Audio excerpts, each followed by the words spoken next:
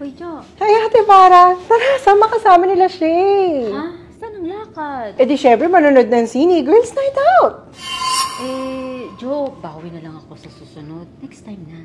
May lakad kasi kami ni Jeffrey. May plan kami. Sure yan, ate. Next time, ha?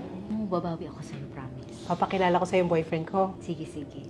Next time na lang, ha? Sige. Bye.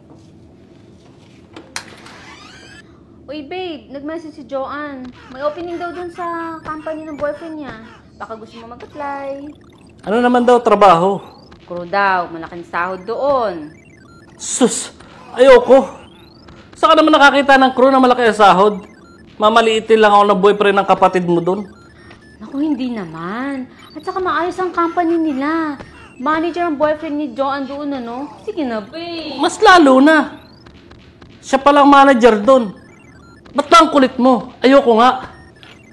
Babe, mas okay naman siguro, diba? Kung pareho tayo may trabaho. Alam mo naman, diba? Kinakapos tayo. Ano, ako na lang ba ang magtatrabaho? Yan! Yan na naman. Pinapamukha mo na naman sa akin na wala akong kwenta. Paulit-ulit na lang. Babe, hindi naman sa ganon. Ako kasi... Kasi, yan ang sabi ng tatay mo na kursong dapat mong trabahuhin. Which is tama naman.